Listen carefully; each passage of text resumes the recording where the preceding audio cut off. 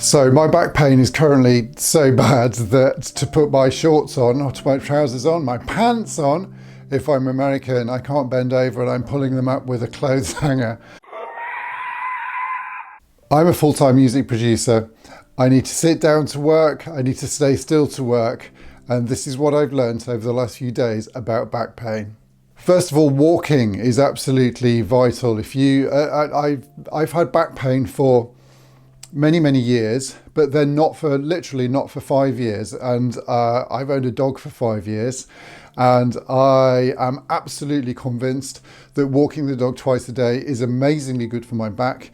The research I've done this week while I've been flat on my back has backed this up. Walking is absolutely primarily one of the most fantastic things you can do for your back. I've been walking twice a day for about half an hour, so an hour or so is walking a day seems to be absolutely the key, and all of the research I've done over the last few days whilst flat on my back has supported this.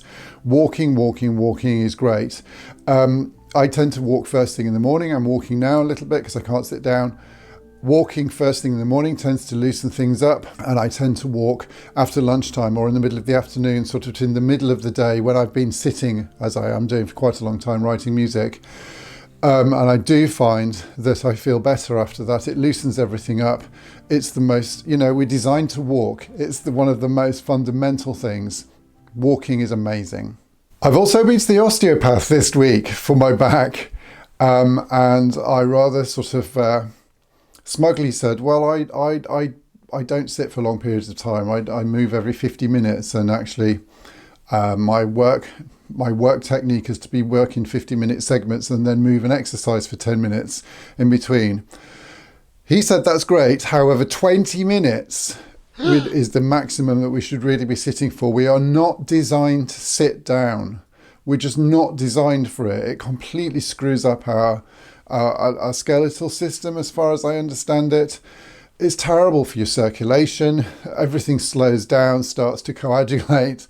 We need to move really frequently, and I find it unbelievable that we should be moving every 20 minutes. Now, that seemed to me to be a little bit of a challenge. So it links in with something called the Pareto technique, where it's really well known that actually if you work in 20-minute really concentrated segments, then actually we can do that. Our brains can only concentrate for 20 minutes or so.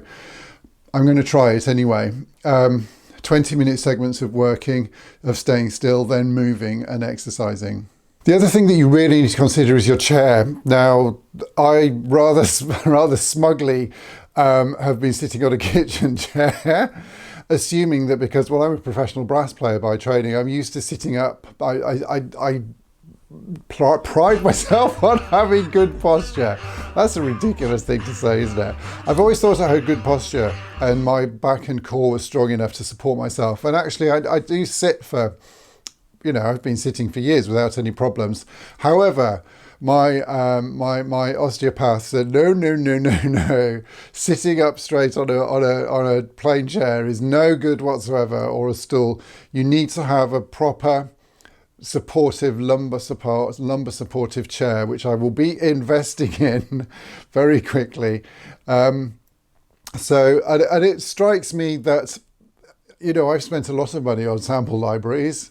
I've spent a lot of money on my computer.